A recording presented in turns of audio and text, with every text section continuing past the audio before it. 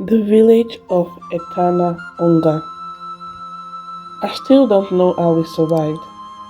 It started with my friend Emeka. He was the one who found the village.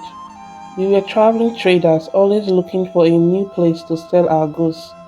One night, we stopped at a small town, and an old man there told Emeka about a hidden village deep in the forest.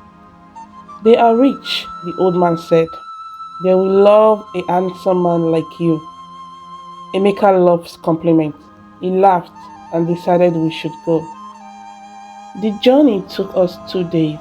The path was overgrown, winding through thick forest. We saw strange carvings on trees, faces twisted in silent screams. I wanted to turn back, but Emeka laughed off my fears. Superstitions, he said, nothing more. The village was strange from the moment we arrived. The first thing I noticed was that there were only two kinds of people: beautiful young women and very old men. The women were stunning, smooth skin, bright eyes, perfect smiles. They welcomed us like kings, offering us food, drinks, and soft places to rest. At first, I thought we were lucky. The women adored Emeka. They touched his face, laughed at his joke, and fed him with their own hands. But something felt wrong. The old men didn't speak to us. They just sat in the corners, watching with dead eyes. Some of them looked afraid. That night, I woke up to whispers. I turned and saw shadows moving outside our hut. A chill ran through me. I shook Emeka awake, but he groaned and turned over. He looked weak, his skin paled. The whispers grew louder. I crept to the door and peered out. The women were gathered in a circle. In the middle of them was an old man.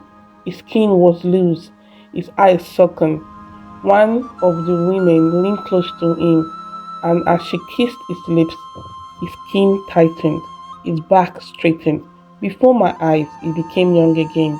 The others laughed, clapping like this was normal. Then I saw something worse. Behind them, three men laid on the ground, unmoving. Their body looked dried, like all the life had been sucked out of them. Their eyes were frozen in silent screams. I stumbled back, my heart pounding. Himeka, I grabbed him, shaking him hard. His voice was shallow, his face covered in sweat. He was being drained. Malik, help me, he whispered, his voice barely audible. I had to get out. I flung Emeka over my shoulder and ran. The women's laughter stopped. Then came the tricks. I didn't look back. I pushed through the trees, branches slashing my skin. Emeka groaned, his body heavy. But I didn't stop. Then the whisper came, closer in my ear. You can't run. I ran faster. The trees thinned, and suddenly I burst onto the main road. I didn't stop until I reached another village. There I collapsed, gasping. A group of villagers surrounded us: men, women, even children. They whispered among themselves, their eyes filled with fear. An elder stepped forward. His face was lined with worry. Where did you come from? He asked. I told them about the village. As soon as I mentioned the beautiful women, the villagers recoiled. Some of them backed away, making signs of protection with their hands. One woman screamed and grabbed a child, running into her hut. Others whispered horrid prayers. You have brought a curse upon us, the elder said. They will follow you here. No, please help us, I begged. But the villagers only grew agitated. Leave now, one man shouted, brandishing a machete. Others picked up sticks and stones. Their fear had turned to anger. They didn't want us there. Emeka groaned, barely conscious. I had no choice.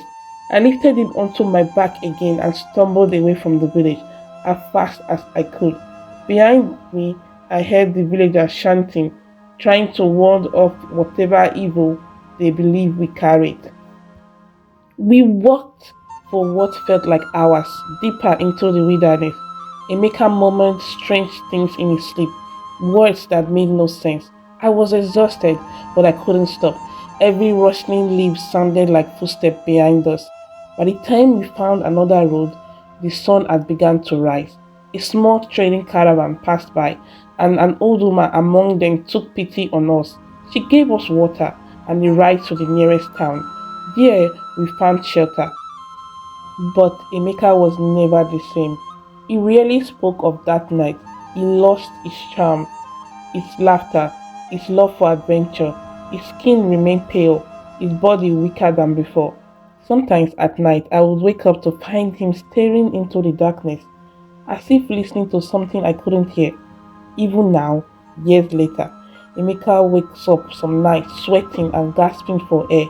Sometimes I would wake up too, feeling a whisper against my ear. We will find you, and I believe them.